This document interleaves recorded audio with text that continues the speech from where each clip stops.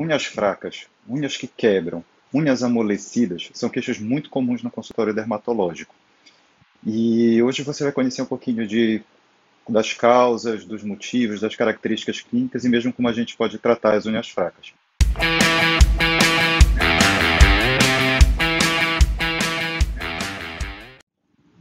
Eu peço até que para quem quiser, quem puder, que achar que vai gostar daqui dessa live, pode mandar, compartilhar, né? Aqui embaixo aqui, tem um aviãozinho que daí você pode mandar. Essa live, ela é tanto para médicos quanto para não médicos. Eu vou falar um pouquinho geral, né, sobre isso.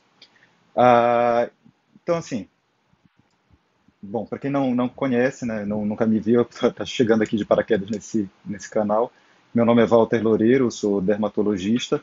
Eu sou professor da Universidade do Estado do Pará, tanto da graduação quanto do programa de residência médica em dermatologia. E no programa de residência, eu sou preceptor tanto do ambulatório de cosmiatria quanto do ambulatório de onicopatias. Então, nós vamos conversar hoje sobre a síndrome das unhas fracas, né? Então, isso engloba uma série de coisas. Quando a pessoa chega reclamando de unha que está quebrando, unha ressecada, unha amolecida, uma unha que desfolha, tudo isso a gente coloca dentro desse guarda-chuva da síndrome das unhas fracas. E aí eu vou começar um pouquinho assim explicando o conceito, né, do que é, depois em quem que isso acomete, depois a estrutura da unha, o que causa isso, como que a gente reconhece, fatores que agravam, exames laboratoriais que a gente pode fazer e no final algumas coisas sobre o tratamento. Eu vou tentar fazer uma coisa mais interativa também, então se de vez em quando eu olhar para baixo, não é falta de educação, é porque eu estou escrevendo aqui alguns dos comentários ou perguntas para ir respondendo ou durante ou então no final da live. Então fiquem à vontade para perguntar o que vocês quiserem, tá certo? A síndrome das unhas fracas, elas acometem principalmente mulheres, né, numa proporção de mais ou menos 3 para 1, por aí, 3 mulheres para cada homem e mais ou menos 20% da população. Então é uma queixa que é extremamente frequente. Talvez, junto com a micose de unha, seja a queixa mais frequente do ambulatório. Né? É muito comum, e às vezes no final da consulta, né? Depois que a gente resolveu tudo, aí fala assim, a minha unha está fraca, e isso não é uma coisa que é tão simples. Né? Então eu vou falar um pouquinho para vocês primeiro da estrutura das unhas para a gente entender por que elas enfraquecem. Tá? Eu vou passar aqui algumas fotos. Aí a gente vai vendo aqui, peraí. Tá? Então, deixa eu ver aqui, acho que ele acabou vendo aqui na ordem contrária. Então, assim, ah, vendo aqui a estrutura da unha, a gente tem o quê? A lâmina da unha, que é o que muita gente chama de unha propriamente dita, né? Que é essa parte mais endurecida. A gente tem as partes moles da unha, né? Que são essas partes tanto proximal, né? Mais próxima aqui da articulação, né? A gente tem aqui as dobras laterais e a gente tem a dobra proximal e essa daqui é a lâmina da unha. E aqui é a extremidade livre, né? A borda livre por onde a unha cresce. Então essa foto mostra tipicamente uma unha fraca, né? Uma unha que a gente vê o quê? Que ela é bem fina, uma unha que ela tem esse aspecto meio ondulado, que lembra até uma telha brasilite ou aquelas tábuas para esfregar roupa. Você vê o que também? Que ela não tem a lúnula. Mas o que é a lúnula? A lúnula é essa parte branquinha aqui da unha da gente. Então, se você olhar, muito provavelmente você vai ver uma meia-lua da sua unha. E essa meia-lua é o quê? É a parte que a gente está enxergando da matriz da unha, que é o que por onde a unha é fabricada, tá? Então, essa aqui a próxima foto é para os fortes, tá? Então, por que ela fica com esse aspecto apergaminhado? Porque a gente tem o que a gente chama de atrofia da lúnula. Então, essa parte da lúnula, ela vai ficando menor, ou seja, a parte que fabrica a unha vai ficando menor. Portanto, ela fabrica uma unha mais fina.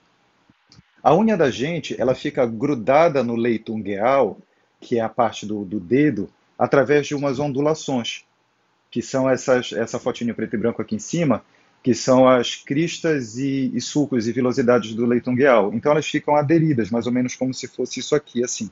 Né? Isso deixa preso para que ela não saia para um lado e para o outro, não descolhe. E aí, quando você tem uma unha que ela fica muito fina, ela acaba adquirindo esse formato ondulado, tá? Quando ela é grossa, não, ela vai cobrindo essas irregularidades e a gente praticamente não percebe. E aí a gente consegue ver nessa parte aqui de baixo, então, uma outra, a unha sem a lúnula, que é essa parte esbranquiçada.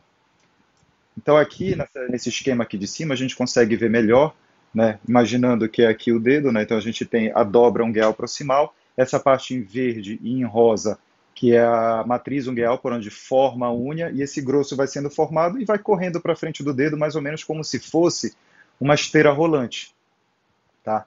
Então, isso vai crescendo, a gente vai cortando, vai crescendo, a gente vai cortando.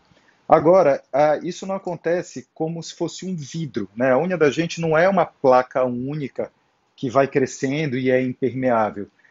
Eu gosto de fazer a comparação da unha da gente com um compensado, que é essa fotinha aqui do lado da placa de vidro. Então a gente tem várias pequenas lâminas, uma do lado, em cima da outra, na verdade, grudadas, que ficam muito aderidas umas nas outras. E elas ficam aderidas por conta de uma cola natural que a gente tem na placa da unha, né? Agora, a placa da unha da gente, ela é muito hidrossolúvel, né? Ela é hidrofílica, na verdade. Hidrofílica quer dizer o quê? Que ela absorve água com muita facilidade. Então, através dos poros dela, né? Então, como ela absorve água muito fácil, ela aumenta de tamanho. Então, ela praticamente aumenta em mais de 20% o tamanho dela só da gente lavar a mão. Mas muito rápido, ela vai perdendo esse mesmo volume. Aí, o que que acontece? Aquela lâmina que era tipo compensado que estava assim, ele dilata. Aí depois ele seca, ele encolhe. Dilata, encolhe. Dilata, encolhe. Então, isso vai enfraquecendo a placa da unha e vai fazendo com que ela vá soltando essas lâminas, que é uma das coisas que dá aquele aspecto de unha desfolhada que a gente chama, tá?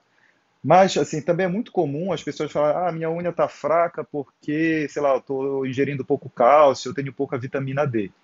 Mas ela não é tão importante assim quanto a gente imagina, né, o cálcio para a unha.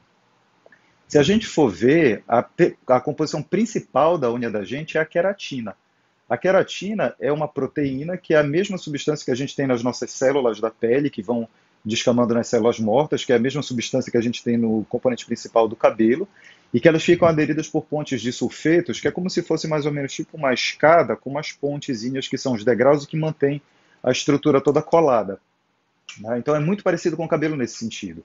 A gente tem um pouco de colesterol, que ele dá flexibilidade na unha, e depois da queratina, o que mais tem na unha é água, né? Essa composição de água varia entre 10 a 15%, e algumas pessoas acham que ela pode estar ou não relacionada à flexibilidade da unha, né? Então, unhas que tenham mais água, elas geralmente têm uma flexibilidade um pouco maior em relação a unhas que são mais duras, que elas têm elas são mais secas e endurecidas, né? A gente tem vários minerais, a gente tem alguns elementos, né, na unha, e dentre eles a gente tem o cálcio. Mas não é essa quantidade tão grande que a gente imagina. Então, uma reposição de cálcio não vai fazer com que a unha fique mais forte, tá? Então, a gente precisa repor proteína. Isso já é um spoiler da parte do tratamento, né? A unha ela tem então algumas propriedades, né? E uma das funções dela, o que que é? Você imagina que isso aqui é bem o seu dedo, a unha ela fornece como se fosse uma pressão contrária para essa parte mole. Então, quando a gente vai pegar nos objetos, a unha segura um pouco essa parte mole no local. Isso colabora muito para a nossa sensação do tato. Então, a gente percebe as coisas, o formato das coisas, em parte porque a unha ajuda muito nisso. Da mesma maneira que no pé, a unha do dedão, ela ajuda muito na locomoção, por quê? Porque ela segura aquela parte mole para que aquela parte mole não suba. Então, às vezes, a gente vê pessoas que tiveram unha encravada, por exemplo, que, sei lá, foram no pronto-socorro e arrancaram a unha, vão ficando com aquele dedo cabeçudo, né? Como se o dedo fosse crescendo, porque está sendo puxada aquela parte mole, porque a unha não está mais lá para segurar, né, para prender. Então, esse é um papel muito importante dela. Agora, o que que causa a síndrome das unhas frágeis, né? Então, a gente tem principalmente a umidade, né, que seria a água, que ela vai alterar o volume da unha.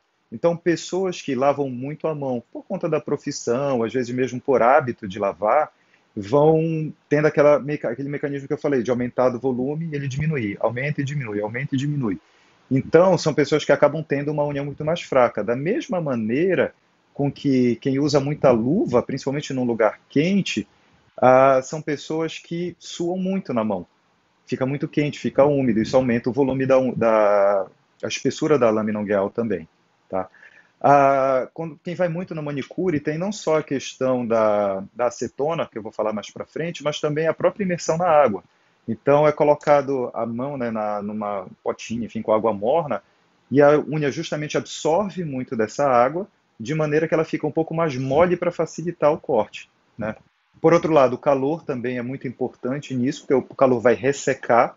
Então tem alguns trabalhos, por exemplo, mostrando em pessoas que trabalham em padaria, em cozinha, em forno, né, de indústria, não dentro do forno, né, mas operando forno de indústria, que mostra que as unhas dessas pessoas elas são mais frágeis, porque fica com a mão dentro de uma luva, fica muito aquecido e depois muitas vezes tem um contato com a água.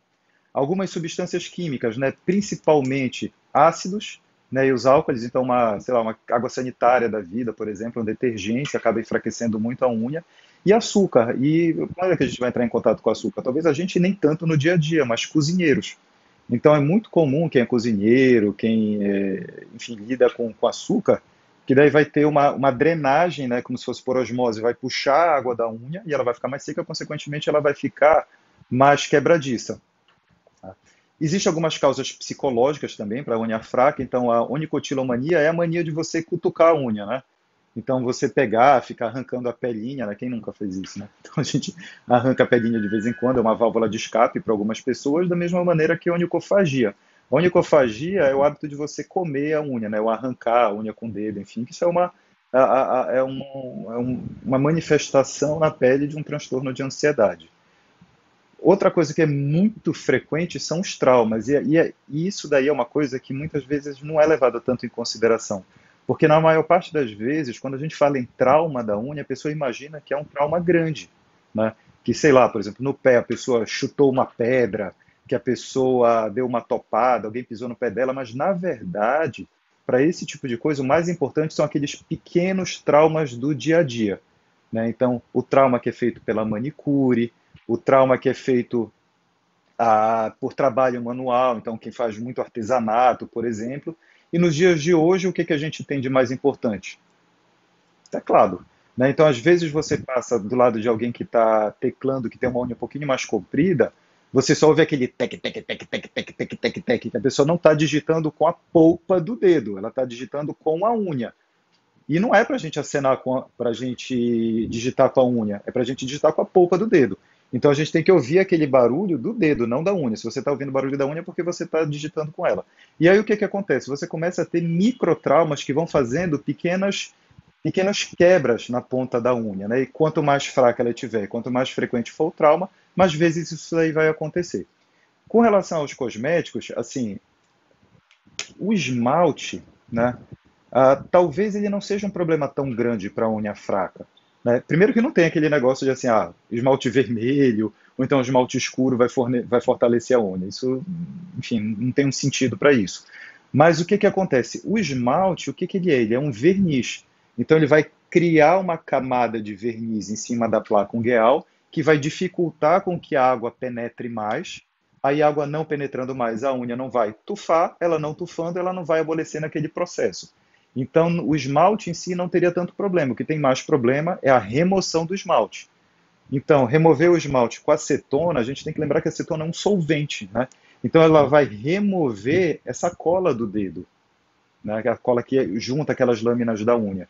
Então, a acetona é muito complicada. Os removedores que não são à base de acetona, eles são muito menos problemáticos, mas eles também causam uma certa agressão. Mas se for pintar, porque, enfim, vai pintar a unha, se for para remover, remover com removedor que não seja a base de acetona. E, obviamente, né, não vai arrancar o esmalte comendo. Tá? Outras causas que a gente tem são envelhecimento.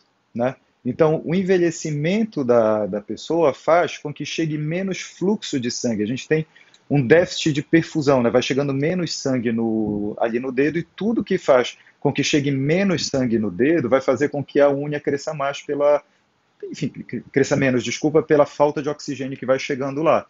Então, doenças coronarianas, por exemplo, doenças cardiológicas, quem tem diabetes, tudo isso que faz com que chegue menos sangue vai fazer com que chegue menos.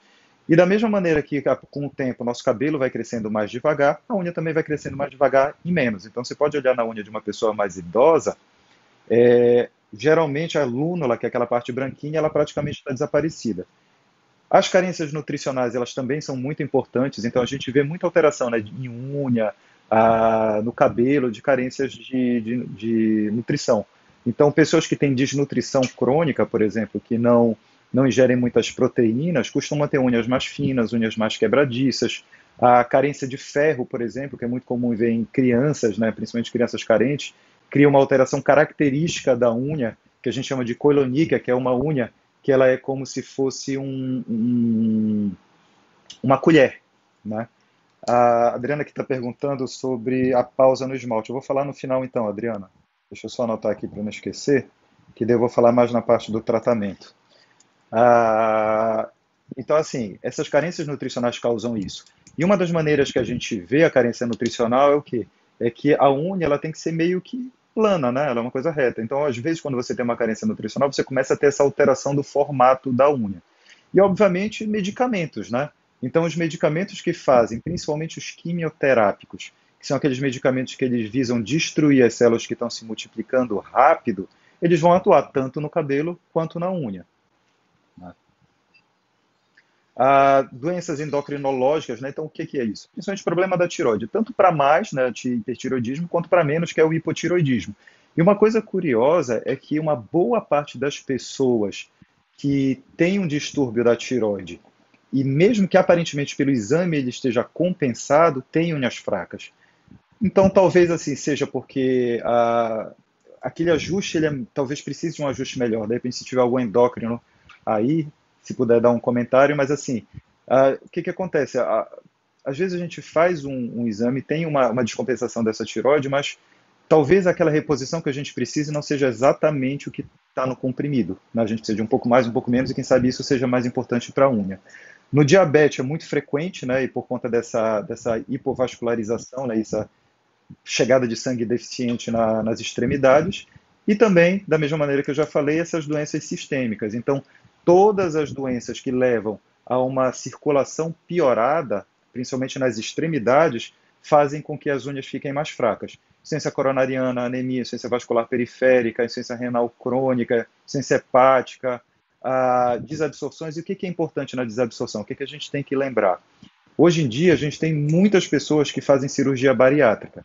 Então, quando você faz uma cirurgia bariátrica, você absorve muito menos os nutrientes, né? Então, tanto proteína quanto vitaminas. E isso é uma causa frequente de unhas fracas. E, lógico, doenças das unhas, né? Como líquen plano, por exemplo, que daí não cabe aqui, enfim, um outro assunto que é muito mais específico. E doenças de pele em geral, infecções, enfim, que podem causar a unha fraca. Então aqui a gente tem um caso típico de unha fraca. A gente vai ver alguns sinais. Três sinais são os mais característicos. O primeiro é chamada traqueoníquia. Traqueoníquia é esse aspecto bem apergaminhado, que é a unha que ela fica com esse aspecto bem onduladinho e bem fininha, como se fosse um pergaminho. Tá? Então isso acontece por quê? Porque a lúnula está pequena, então ela fabrica menos unha, a unha fica mais fina, e aí ela adquire aquele formato que é o formato do leite onde ela está grudada. Então a gente pode perceber que essas unhas aí, nenhuma delas tem aquela meia lua branca. Outra coisa que é muito comum é o que a gente chama de onicorrexis. Desculpa, aqui está errado, aqui é a onicosquisia, é porque os comentários estão aqui em cima.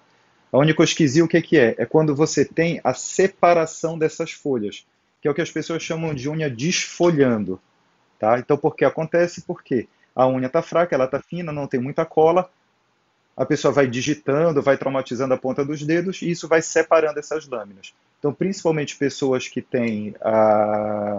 fazem uso de acetona têm mais essa quebra. Uma outra característica que a gente tem é a onicorrexis. A onicorrexis é a quebra da unha na ponta. E ela pode ser única ou ela pode ser múltipla. Tá? Nesse paciente aqui, a gente tem as duas coisas. Tanto a onicorrexis quanto a onicosquisia. Então, a unha está quebrada na ponta e ela está com as lâminas separadas. Outra coisa que a gente tem é esse aspecto bem quebradiço. É um outro tipo de onicorrexis, ou de onicorrexis mesmo, só que ao invés de ter uma quebra, são várias quebras, né? A gente vê tanto esse ondulado, quanto a gente pode ver um pouco do que a gente chama de pitching, né, que são esses furinhos que ficam na parte de cima, que aí também já é uma coisa que é bem específica. Outra coisa que a gente tem é esse aspecto, aqui a gente consegue ver bem, bem apergaminhado e com a quebra, né, que seria a onicorrexis. Então isso é muito comum por conta dos traumas. Além disso, a gente pode ter num grau super intenso, né, que às vezes até faz confusão com algumas outras doenças, mas aqui a gente vê uma onicorrexis muito grande, né, que seria essa quebra, junto com a onicoisquisia, que é a separação. Então a gente vê bem essa divisão das lâminas. Tá? E aí a gente, às vezes, tem uma dificuldade em fazer a diferenciação do que é um descolamento da unha por trauma e um descolamento da unha por unhas fracas. Então, às vezes, você olhando para ele especificamente, você não vai ver muita diferença. Quando a gente olha, por exemplo, essas duas unhas, a gente vai ver o quê? Que ela tem aquela parte mais rosadinha, que é a que está grudada, e uma parte que é meio amarelada, mais esbranquiçada, que é a parte que está descolada do dedo. O ar penetra ali embaixo, o ar penetrando ali embaixo, ele vai ocupar o espaço e vai dessa cor meio amarelada ou meio esbranquiçada. Então, a cor é muito parecida, não é um parâmetro para a gente. O que vai fazer a gente diferenciar é a gente prestar atenção no que está acontecendo ao redor. Né? Então, se você tem uma unha que ela é grossa, que ela é mais endurecida e que ela simplesmente está descolada na ponta, dificilmente vai ser uma unha fraca. Agora, se você tem uma unha que ela é mais molinha, que você vê que ela é mais apergaminhada, o paciente não tem aquela lúnula, né, não tem aquela meia-lua esbranquiçada, você vê o quê? Que muito provavelmente é uma síndrome das unhas frágeis. E isso faz diagnóstico diferencial com algumas doenças dermatológicas. Então, essa primeira aqui em cima, para cá, para em cima à esquerda para mim, que é essa que está mais brilhando, a gente chama de usure des ongles, que seria as unhas gastadas. Então, qualquer doença que faça com que você coce muito, ou que você friccione muito, então, por exemplo, às vezes coçadores compulsivos, são pessoas que vão tendo como se fosse um polimento da unha. Ela vai ficando mais fina e vai ficando brilhosa. Tá? Então isso é muito comum em crianças com dermatite atópica, por exemplo, que é como se fosse uma rinite da pele, e aí tem muita coceira, então vai deixando a unha polida, ela fica mais fina e com esse aspecto brilhoso. Né? A gente tem também, como aqui embaixo, líquen plano, a psoríase, que aí já são doenças que são mais específicas, que a gente pode, se alguém quiser, fazer uma live mais para frente. Por sinal, assim, se tiver algum assunto que eu estiver falando, ou mesmo que eu estiver falando, que se interessar, pode mandar um comentário aqui, ou então coloca, depois eu vou deixar esse vídeo no IGTV, aí pode mandar um direct para mim, ou então colocar nos comentários, que daí eu vejo se é possível a gente fazer um vídeo. Aqui em cima tem o que a gente chama da unicompulsão, então para quem lembra do início do vídeo, é quando a pessoa cutuca muito a unha, então às vezes usa muito alicate, às vezes morde, às vezes arranca a unha, ela fica com um aspecto completamente deformado. Isso às vezes faz com que ela fique uma unha muito curta, muito fininha também.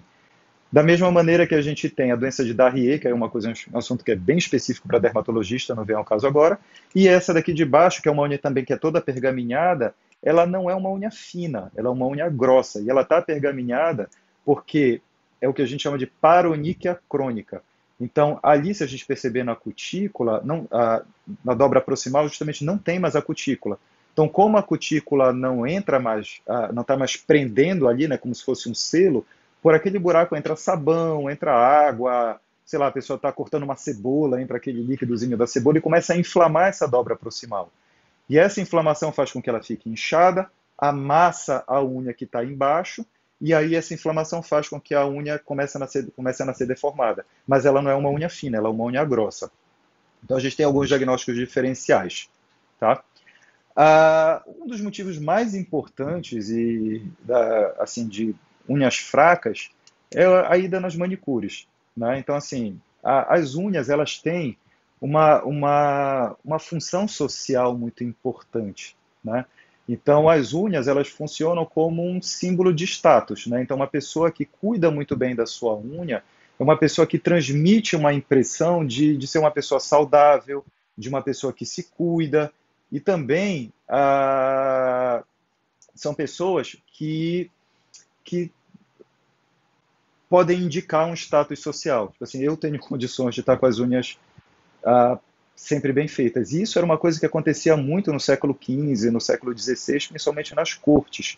né? A gente vê às vezes em algumas reconstituições de filmes ou então em pinturas que o que você vê os próprios homens tinham a unha muito comprida e as mulheres também, porque isso indicava que eram pessoas que não faziam atividades manuais. Porque quem fazia atividade manual quebrava a unha e aí não conseguia ter uma unha comprida bem feita. Então, isso até hoje ficou na sociedade como um sinal de status social, né? Então, assim, as manicures têm uma importância muito grande na nossa sociedade, né? Então, o Brasil, não vou dizer que é o único país, né? Porque hoje em dia essas coisas se espalham muito, né? Mas talvez um dos únicos países onde a gente tenha o hábito de tirar a cutícula, né? Você vai na Europa, nos Estados Unidos, tem muitos lugares que eles falam, tipo, a manicure brasileira, né? Que vai fazer essa técnica que tira a cutícula. Na maior parte das vezes, não. Você vê, eles vão pintando por cima mesmo, né? A Adriana e a Aline falando, né, que agora então assim na pandemia todo mundo com saudade de pintar as unhas, Aline, ainda mais para vocês, né, médicas dermatologistas, tem que lavar a mão o tempo todo, os esmaltes vão embora. E um abraço para as cirurgiões, inclusive a minha esposa Camila que está assistindo aí, a unha, o esmalte vai embora nos primeiros 2 dias, né? Então nenhuma unha aguenta a escovação com clorexidine, vai embora. Mas assim, isso, assim, essa polêmica de abre salão, não abre salão, essas coisas, isso é uma discussão que não é para cá, tá? Mas é inegável a importância que eles têm no Brasil, né? Então, existe uma estatística de 2016 que foi daquelas feiras, né, de saúde, que existem mais ou menos por volta de 1.200.000 salões de beleza formais e informais no Brasil. Então é muito salão de beleza. Então isso é uma máquina que movimenta um mercado muito grande. Então ele é muito importante, né, para a nossa sociedade. Então assim é uma coisa que a gente não tem como negar. E aí assim, como hoje em dia a gente acaba fazendo mais trabalho em casa, principalmente agora durante a quarentena, né, lavando o chão, lavando louça, cozinhando, as pessoas ficam com as unhas pequenas, né? Ficam com as unhas curtas e quebradiças. Por isso, a ideia de você usar, por exemplo, unhas artificiais, ela é muito interessante, né? Mas isso é um tópico que eu vou falar daqui a pouquinho. Então, o problema das manicures, na verdade, não é delas propriamente dito, né? É porque se você remove a cutícula com muita vontade, você vai agredir a unha e ali a dobra ungueal de onde nasce a unha, né? Se você tem um lixamento excessivo da placa, é uma coisa óbvia, né? Então, se a tua unha é grossa, você lixa por cima, ela vai ficar mais fina, então ela vai ficar mais quebradiça. A cromoníquea é a unha colorida, né? Então, se você não remove adequadamente o esmalte, ele vai deixando um resíduo. E uma coisa que acontece também, hoje em dia menos, né? Mas é muito comum em alguns lugares as pessoas misturarem o formol com o esmalte, né? E um dos motivos disso acontecer é porque o formol ele desidrata a unha, né? Então ele vai endurecer a unha, desidratando, removendo aquele conteúdo de água, ela fica mais dura, ficando mais dura, ela fica mais resistente. Só que aí dois problemas acontecem, né? Então, por um lado, se a unha pode ficar tão ressecada que ela vai quebrar muito e vai ficar fraca por ressecamento, mas também outra coisa que acontece é que ela vai deixando um resíduo amarelado. Então, para quem já usou muito esmalte com formol, pode ver que a unha fica meio amarelada. Da mesma maneira que a acetona, ela deixa a unha meio esbranquiçada. Então, quem tem o hábito de tirar com acetona vai ver o quê? Que muitas vezes deixa aquelas manchas esbranquiçadas, que elas vão sumir depois de um tempo com uma hidratação, mas é muito comum, né? Isso daí acontecer. Então, sempre dá preferência para os removedores, né? Já respondendo um pouquinho a pergunta da Adriana, que era a história da pausa no esmalte, que isso tem tudo a ver com manicure, é muito comum a pessoa já ir para a manicure com o esmalte. E aí a manicure vai e tira o esmalte lá no salão para poder fazer a unha na sequência. Então, assim, o que se quer? Tirar o mais rápido possível para você fazer a unha o mais rápido possível. E nada tira o esmalte mais rápido do que a acetona. Então, assim, é muito comum eles tirarem no salão com acetona. E aí, o que é o ideal? Que a gente tire com um removedor que não tem acetona. Então, tem uns que são de óleo de banana, óleo de cravo, e tem vários que, enfim, não contém. Então, tem uns que são bem interessantes, que hoje em dia já tiram até bem mais rápido o esmalte, que são tipo potinhos, né, que você enfia a unha dentro, tem uma esponja, que essa esponja está embebida no removedor, a pessoa roda o dedo, tira, ele está ok. Entendeu? Então já sai sem o esmalte. Aí o que que é interessante fazer? A história da unha respirar, a unha não vai respirar, né? Porque a unha é um tecido morto. É igual dizer que o cabelo vai respirar, o cabelo não vai respirar. Então ali são células mortas compactadas. No que é interessante você remover o esmalte antes de ir para a manicure? É para poder hidratar essa unha bastante, para ela ficar mais resistente, para compensar aquele período em que ela não absorveu muita água porque ela estava envernizada pelo esmalte. Então, o que seria o ideal? Ah, vou fazer as unhas, tem que entender, vou fazer a unha, ela pode ficar fraca, ela pode ficar manchada, pode ficar machucada, mas ok, vou fazer. Então, tenta tirar o esmalte com mais ou menos uns 2 dias antes de ir para o salão, passar bastante hidratante na unha e deixar para pintar só quando for lá. Então, isso é uma alternativa que ajuda muito. E a gente, às vezes, usa, inclusive, os fortalecedores nesse momento que seria nessa pausa. Então, a pausa ela não é para a unha respirar, mas sim uma pausa para a gente refortalecer a unha, vamos dizer assim. Quem tiver alguma dúvida, eu vou até pedir assim para, se possível, não, assim, pode postar aqui nos comentários, mas tem uma caixinha aqui de dúvidas, que daí eu vou acessar no final e aí eu consigo ver todas, porque às vezes no comentário vai passando direto. E aí, então, como eu falei, como assim, hoje em dia, muita gente, assim, vou dar dica de hidratante no final, então, assim, como tem muita gente que trabalha em casa, né, principalmente mulheres fazendo dupla, tripla jornada, às vezes não tem assim, muita oportunidade, nem tempo, às vezes nem condição financeira de cuidar das unhas. Você usar uma unha artificial se torna uma alternativa que é muito interessante, né? Por quê? Porque a unha artificial vai dar aquele comprimento que a pessoa não consegue ter, porque ela fica quebrando o tempo todo, vai deixar aquela unha mais dura, porque é um material sintético endurecido, e vai também deixar um aspecto mais bonito com uma manutenção menor. Então é uma ideia assim que ela é muito sedutora, só que lógico dá alguns problemas, né? A gente tem alguns tipos de unhas artificiais, né? Que são principalmente as unhas de plástico, de gel, de vidro, de porcelana, de acrigel. Cada uma tem algumas características, né? A grosso modo, o que elas são? São todos materiais sintéticos.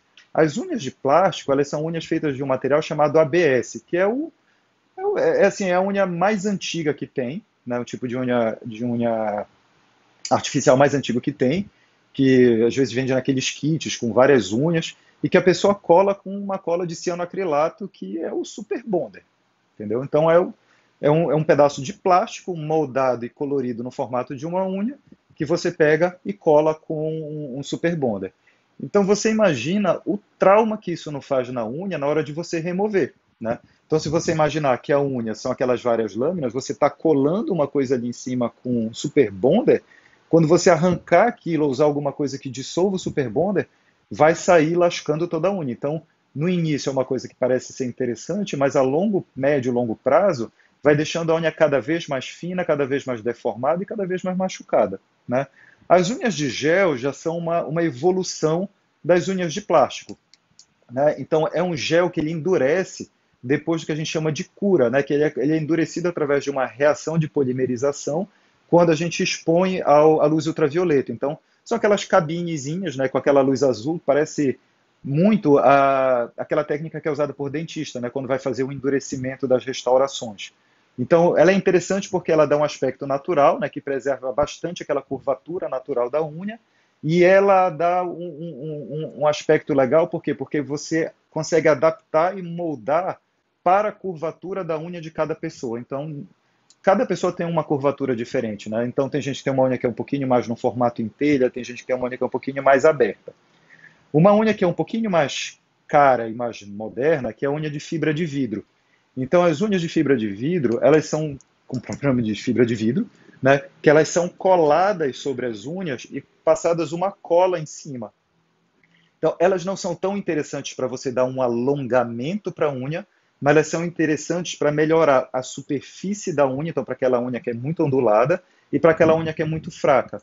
Então, ela dependendo de onde você faz, ela dura um pouquinho mais do que as outras, então pede menos manutenção, só que é uma unha que ela é um pouco mais cara de ser feito e ela não consegue alongar. As unhas de porcelana enfim, como o próprio nome diz, é quase uma porcelana, né? Então é uma resina de acrílico em pó, que ela é misturada com uma substância que vai dar o formato e vai ser endurecido também numa câmara de ultravioleta.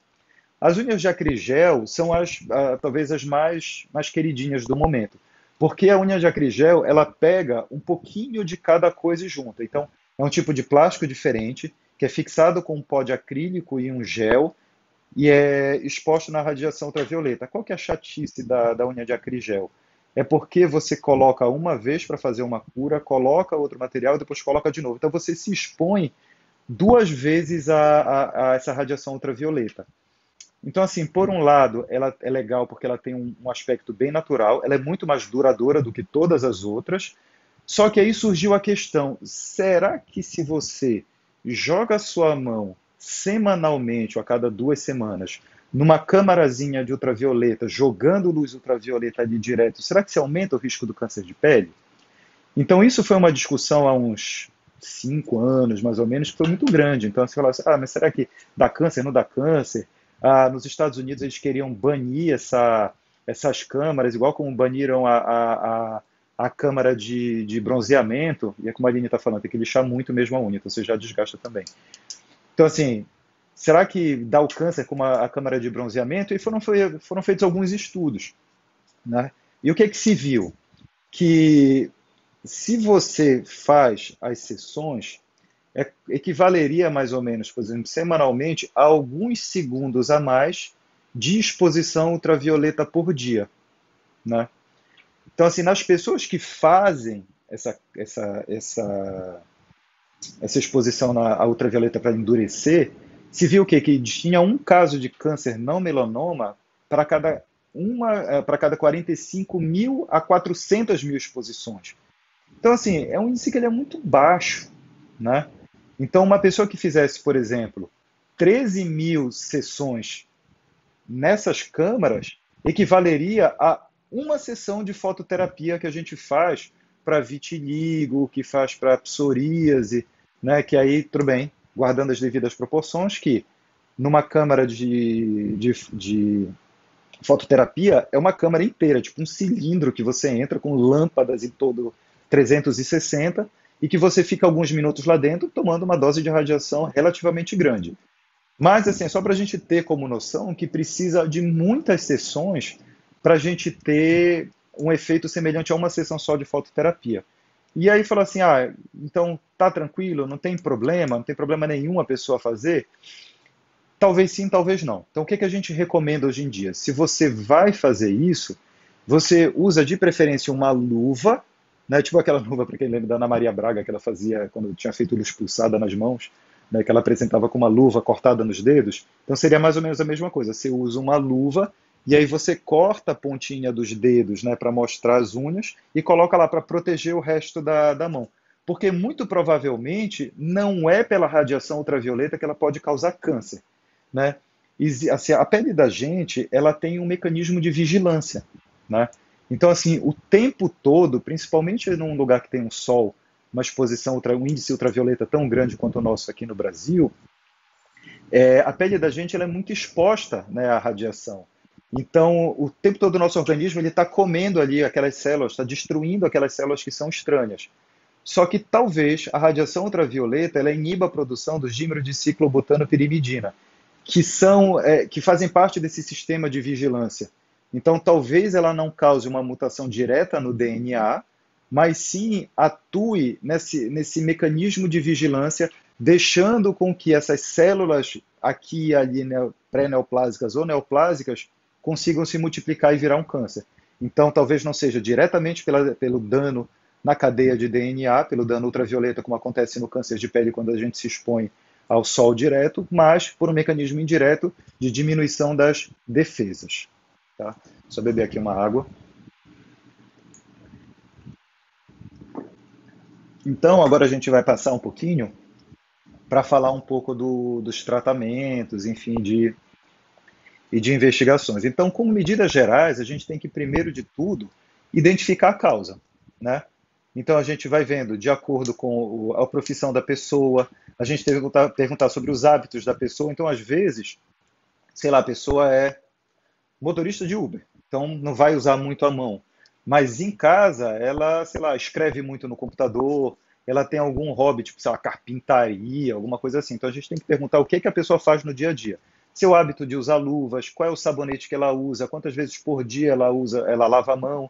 Então agora, principalmente, que a gente tem lavado muito mais a mão, e, principalmente, e há muitas pessoas com sabonetes muito agressivos, usando água sanitária, detergente, então a unha tende a ficar mais fraca. E a gente tem que perguntar sobre isso. Né? Então a gente trata as doenças de base, então se tem um diabetes, vai compensar o diabetes, se tem insuficiência cardíaca, vai tratar isso daí direitinho.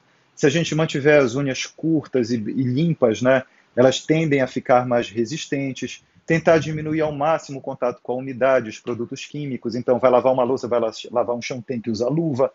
Tentar evitar os traumas da melhor maneira possível, né? E a gente tentar hidratar. Não só hidratar, como a gente tentar diminuir a chance de que tenha evaporação. Para isso, entram os óleos. Então, se você usar um óleo, óleo de banana, óleo de coco, é uma coisa que ajuda a refazer essa proteção da unha em cima e devolver aquele conteúdo de colesterol que ela perdeu. Então, vaselina, outros hidratantes, hidratantes que tenham ureia, glicerina, propileno glicol. Então, assim, eu não vou citar marcas específicas, porque isso vai muito de acordo com a necessidade da pessoa, né? Então, se ela tem alguma doença de base, se ela tem alergia a alguma coisa, poderio aquisitivo, praticidade de uso, tem alguns que são tipo em caneta, que daí você pincela o dedo, então eu não vou tocar nisso, isso daí é o ideal que você converse com o seu dermatologista. Mas, de maneira geral, se você tem um hidratante em casa já vai passando ele na unha sempre que possível, ou um creme para mão nas unhas, que vai ajudar bastante. A gente tem algumas substâncias que elas são fortalecedoras das unhas, tá? A gente tem, por exemplo, essa fórmula gigantesca aqui, que daí tem alguns esmaltes prontos que já tem, né, essa fórmula. A gente tem o formaldeído, né, que é uma outra formulação, só que tem aquele problema que eu falei de ressecar. Né? A gente tem alguns esmaltes que eles têm agentes endurecedores, né, que depositam em cima, que são muito chamados às vezes de esmalte corretivo, ou então de tinta, né, que seria para colorir as unhas. Então, o que que esses esmaltes fazem? Eles preenchem esses sulcos da unha, dando uma ilusão de que ela é lisa, né? Mais ou menos como se fosse um preenchedor para o sulco da unha, né? Mais ou menos isso. Alguns trabalhos mostram uma melhora, né, com alguns ácidos, tipo o tazaroteno, que é é um derivado do ácido retinóico, mas que a gente não tem no Brasil. E o ácido retinóico, que é o equivalente que a gente tem no Brasil, tem trabalho que mostra que melhora e trabalho que mostra que piora. Então, não é uma alternativa muito boa. Mas os peelings de ácido glicólico, e é o mesmo ácido glicólico que a gente usa no rosto, né, para rejuvenescimento, para clarear mancha, para espinha, para fechar poro, a gente pode fazer nas unhas também, e isso ajuda a renovação das células. E aí faz com que a unha fique um pouco menos fraca. Com relação ao que a gente pode tomar de coisas orgânicas, né, não tem muitos estudos, ou pelo menos os estudos que tem, eles não são muito bem feitos, por alguns motivos. É muito difícil de você avaliar a dureza de uma unha. Por quê? Porque a unha ela pode ser fraca porque ela é mole, então você precisa de um aparelho especial que meça o quanto que essa unha dobra antes dela quebrar. Se ela for uma unha fraca porque ela é ressecada, você tem que ver o quanto que ela é dura, o conteúdo de água dela, a espessura dela. Então você precisa usar um paquímetro especial para ver isso. Se a pessoa lixar, essa medida já vai embora. A gente tem que lembrar que a unha ela cresce muito devagar, né? A unha da mão ela cresce por volta de 3 milímetros por mês e a unha do pé em torno de 1 milímetro por mês. Então, assim, cresce muito devagar. E o que que acontece? Se você está num lugar que é quente, essa unha vai crescer mais rápido. Se você está num lugar que tem as estações mais demarcadas, quando chegar no inverno ela vai crescer mais devagar. Então é muito difícil de você medir. Outra coisa, muitos desses estudos tiveram um dropout muito grande. O que é o dropout? É, quando você vai fazer um estudo, você coloca, vamos supor, 100 pessoas para começar o tratamento. Se 40 pessoas não concluem o tratamento, você não pode se basear como um tratamento tendo sucesso só nos 60 que concluíram. Falar, 50% das pessoas que concluíram o exame, o tratamento, tiveram uma melhora. Você não pode dizer isso, porque você está esquecendo 40% que largou, que pode ter acontecido nada com essas pessoas. Então, grande parte desses trabalhos que estudam reposição, eles têm um dropout muito grande, né?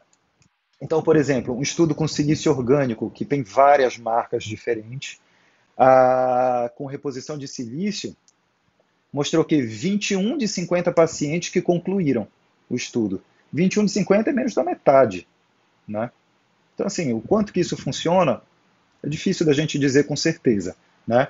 Mas tem alguns estudos que mostram isso, que tem melhora.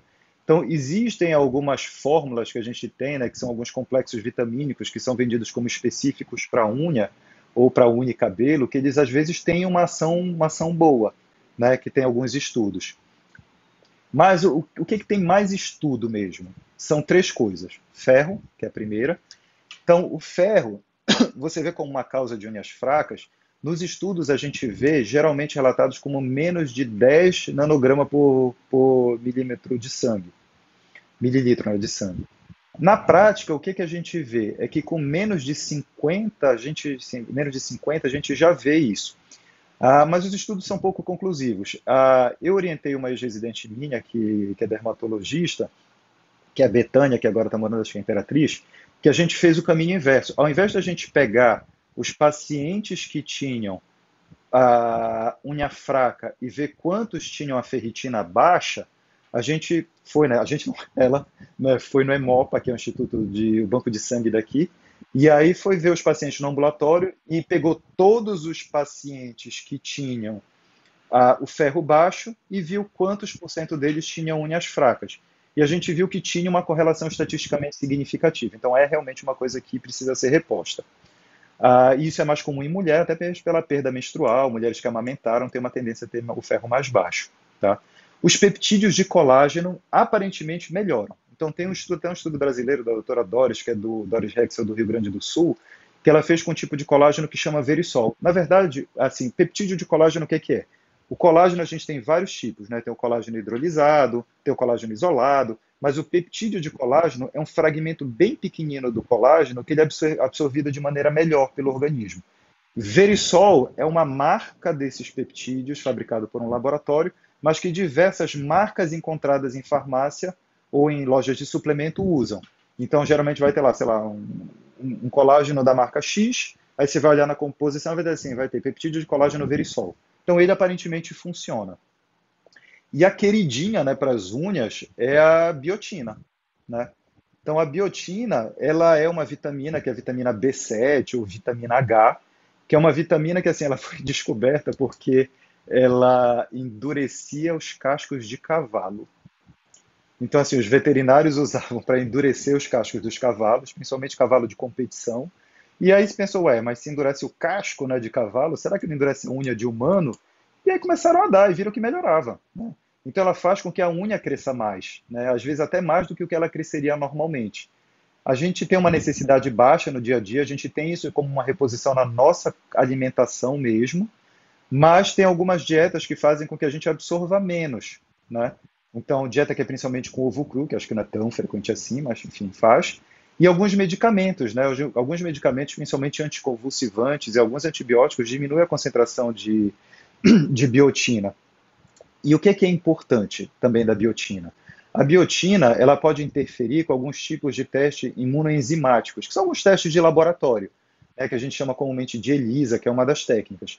Então, existe um tipo de teste que usa um componente chamado streptadina biotina e que a biotina vai competir com ele, com o reagente do exame.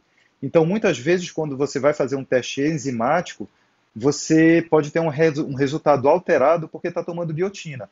Então, toda vez que a gente vai, sei lá, coletar sangue no laboratório, que daí a pessoa lá na frente pergunta: você toma algum remédio? Não é só medicamento, a gente tem que falar qualquer coisa que a gente tome. Então, um suplemento que tenha biotina, ele pode alterar esses exames. E quais são os exames que eles principalmente alteram? Eles têm uma região que chama duas alterações, uma up regulation, que é para cima, e up regulation para baixo. Então, principalmente TSH, que é de função tiroidiana, e troponina, que é um exame para a gente ver um marcador de infarto, né, de dano cardíaco, eles podem ser falsamente positivos por causa da dosagem junto com a biotina enquanto está tomando, e os outros hormonais, como o TSH, como o T4 livre, T4, T3, FSH, LH, testosterona, ferritina e alguns marcadores tumorais, como CEA, por exemplo, que é para acompanhamento de câncer de cólon, né? CA125 também são exames que eles podem vir alterados só porque a pessoa está tomando biotina. Então, isso precisa ser avisado, tá? A gente tem alguns estudos que mostram, mas também é aquele negócio, como eu falei, são estudos que são relativamente mal feitos, né? Então a gente tem, por exemplo, esse estudo mostrando 2,5 miligrama de reposição com biotina, que de 71 pessoas, só 41 chegaram no final. Então, das 45, desculpa, que chegaram no final, 41 tiveram uma melhora. Então, a gente olha e fala assim, poxa, parece assim que é mais de 90%, só que se aquelas outras quase 30 não tiverem melhorado nada, né, a gente não vai saber. E aí, lembrando, com relação à biotina, geralmente essas alterações laboratoriais elas estão associadas com uma dose mais ou menos de 5 miligrama ou mais, né?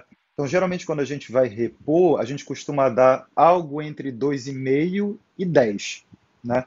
Então, aparentemente, quanto maior a dose de biotina que a gente dá, a quantidade, né, de biotina que a gente repõe, a gente tem uma resposta maior, né? Então, por isso que a tendência é, hoje em dia, você dar entre 5 e 10, que é uma coisa que faz com que a gente tenha realmente uma alteração nesses exames, tá? Eu vou responder a algumas perguntas aqui, tá? E aí pode ir mandando, manda aqui na caixinha, né, de perguntas que tem aqui mais à esquerda. A gente está aqui no finalzinho, então se quiser encaminhar para alguém para ver pelo menos essa parte das perguntas, ou se você souber de alguém que tem uma dúvida, né, para falar, diz para ver que ainda dá tempo de mandar, né? Então vamos ver aqui as perguntas. A Adriana perguntou aqui, qual indica, quanto que acho que é quando indica 10 miligramas de biotina para a unha. Eu, na verdade, eu indico entre 5, 10, mais ou menos, às vezes, na verdade, eu indico nessa faixa de 2,5 a 10. Às vezes depende da disponibilidade da pessoa, né? Então, assim, tem alguns lugares que não tem farmácia de manipulação. A gente no Brasil só tem uma formulação que é de 2,5 miligrama. Então, se você quer repor 10 miligramas, você vai pedir para a pessoa tomar 4 comprimidos, né? Já é um pouquinho mais complicado, às vezes é financeiramente mais difícil. Então, se a pessoa tem uma unha que ela é muito fina, eu peço para tomar 10 miligramas. Se é moderadamente, eu peço 5, e se é muito pouquinho, eu peço 2,5. E às vezes eu faço como se fosse um desmame, né? Deixa eu pegar das perguntas mais antigas aqui. Ah, aqui que ela perguntou, queria saber sobre a ondulação nas unhas, isso é fraqueza também? A ondulação das unhas não necessariamente é fraqueza, mas o que é mais comum? É que quando você tem aquela unha que tem as ondulações longitudinais, que são aquelas que são no sentido do comprimento da unha, a gente geralmente vê isso quando a unha ela é fina, né? Que daí geralmente vai quebrar mais, então seria uma síndrome de unhas fracas. A gente vê também algumas pessoas que têm algumas doenças que fazem com que a unha fique ondulada, mas que não necessariamente ela fica fina, como o líquen plano, por exemplo. A gente tem algumas pessoas idosas que ficam com essas unhas onduladas, como se fosse tipo o cabelo branco da unha. Mas é muito comum, né? Muito comum, mas não é obrigatório que ela seja fraca só porque ela está ondulada, né? Espera aí que eu virei aqui. Ué, pronto, eu virei aqui sem querer a câmera. Então, outra pergunta. Deixa eu ver aqui. A queda de cabelo a gente pode falar depois, mais para frente, merece uma coisa só para ela. Creme para as mãos e hidratante para o corpo. A diferença é que é a composição. Então, às vezes, hidratante para as mãos, eles têm mais óleos do que os hidratantes para o corpo e eles são mais resistentes um pouco à água, né? O colágeno oral, eu falei já, né? Então, dá preferência para os peptídeos de colágeno e o peptídeo de colágeno e o verisol, né? Que eles são mais específicos.